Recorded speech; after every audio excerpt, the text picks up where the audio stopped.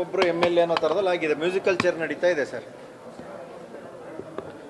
Sir, ಈಗ ಇದು ನ್ಯಾಯಾಲಯದಲ್ಲಿ ಬಂದಿರತಕ್ಕಂಥ ವಿಚಾರ ನ್ಯಾಯಾಲಯದಲ್ಲೇ ತೀರ್ಮಾನ ಆಗಬೇಕು.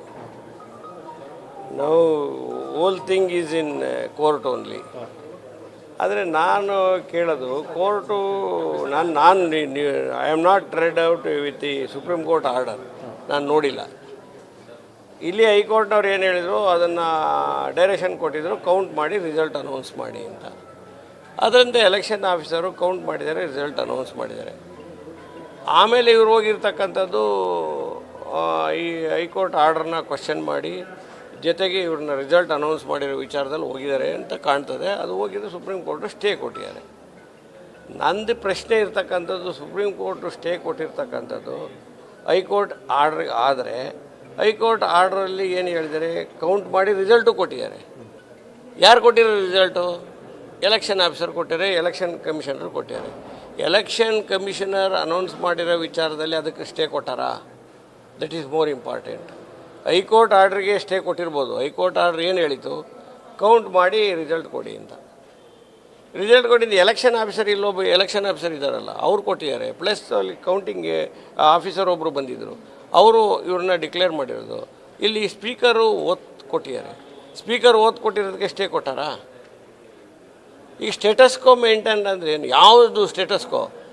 Rajegowda is no more MLA ನಾವು ಅಕಾರ್ಡಿಂಗ್ ಟು ಸ್ಪೀಕರ್ ಕೊಟ್ಟ ಮೇಲೆ. ಈ ಸ್ಪೀಕರ್ ಓತ್ ಕೊಟ್ಟ ಮೇಲೆ ಜೀವರಾಜ MLA ಇದ್ದಾರೆ. ಈ ಸ್ಟೇಟಸ್ಕೋ ಅಂದರೆ ಇದು ಸ್ಟೇಟಸ್ಕೋನೋ ಅಥವಾ MLA ಎಲ್ಲರ ಸ್ಟೇಟಸ್ಕೋನೋ? It has to be clarify in supreme court only. ಅಲ್ಲೇ ಕೋರ್ಟಲ್ಲೇ ಕ್ಲಿಯರ್ ಆಗಬೇಕು. ಹಾಗಾಗಿ ಅವರು ಹೈಕೋರ್ಟ್ ಆರ್ಡ್ರಿಗೆ ಎಂಟೈರ್ ಆರ್ಡ್ರಿಗೆ ಸ್ಟೇ ಕೊಟ್ಟಿದ್ರು ಕೂಡ ಇಲ್ಲಿ ಈ ಕ್ವಶನ್ ಆಫ್ ಲಾ ಇಲ್ಲಿದೆ. ಆ ಕ್ವಶನ್ ಆಫ್ ಲಾನ ಕ್ವಶನ್ ಮಾಡಿ ಕೇಳಬೇಕು, ಮತ್ತು ಅಲ್ಲಿ ಆನ್ಸರ್ ತಗೋಬೇಕಾದ್ರೆ ವಾಪಸ್ ಸುಪ್ರೀಂ ಕೋರ್ಟಲ್ಲೇ. ಹಾಗಾಗಿ ಇಲ್ಲಿರೋರು ಯಾರೂ ಡಿಸಿಷನ್ ತಗೊಳಕ್ಕಾಗಲ್ಲ. Once again both the people, whether Jeevaraj ಆಗಿರ್ಬೋದು, ರಾಜೇಗೌಡ ಆಗಿರ್ಬೋದು, ಇಬ್ಬರು ಸುಪ್ರೀಂ ಕೋರ್ಟಲ್ಲೇ ಇದನ್ನು ಕ್ಲಾರಿಫೈ ತಗೊಂಡು ಇಲ್ಲಿ ಬರಬೇಕಾಗುತ್ತೆ. ಅಲ್ಲಿವರೆಗೆ ಸ್ಪೀಕರ್ ಏನು ಮಾಡೋಕ್ಕಾಗಲ್ಲ, ಬೇರೆ ಏನು ಮಾಡೋಕ್ಕಾಗಲ್ಲ. ಸರ್, ಕಾನೂನಲ್ಲಿ ಅಲ್ಲೇ ಬಗೆಹರಿಸ್ಕೋಬೇಕಲ್ಲ ಸರ್, ಸುಪ್ರೀಂ ಕೋರ್ಟಲ್ಲೇ. ಸ್ಟೇಟಸ್ಕೋ ಅಂತ ಹೇಳಿದ್ದಾರೆ. ಆ ಸ್ಟೇಟಸ್ಕೋನ ವರ್ಡು ಭಾಳ ಅರ್ಥ ಕೊಡ್ತದೆ. ಸ್ಟೇಟಸ್ಕೋ ನಿನಗೆ ರಾಜೇಗೌಡಗೆ ಇರ್ತಕ್ಕಂಥ ಸ್ಟೇಟಸ್ಕೋ ಕೊಟ್ಟರೆ ರಾಜೇಗೌಡ ನೋ ಮೋರ್ MLA. ಇವರಿಗೆ ಸ್ಟೇಟಸ್ಕೋ ಕೊಟ್ಟರೆ ಇವ್ರು MLA ಕಂಟಿನ್ಯೂ.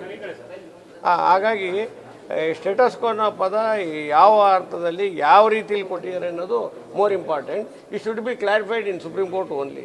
ಬೇರೆ ಕ್ಷಣದ ಸುದ್ದಿಗಳಿಗಾಗಿ ಫ್ರೀಡಂ ಟಿವಿ ಸಬ್ಸ್ಕ್ರೈಬ್ ಮಾಡಿ, ಲೈಕ್ ಮಾಡಿ ಹಾಗೂ ಫಾಲೋ ಮಾಡಿ. ಹೊಸ ಸುದ್ದಿಗಳ ನೋಟಿಫಿಕೇಶನ್ಗಾಗಿ ಬೆಲ್ ಐಕಾನ್ ಮೇಲೆ ಕ್ಲಿಕ್ ಮಾಡಿ.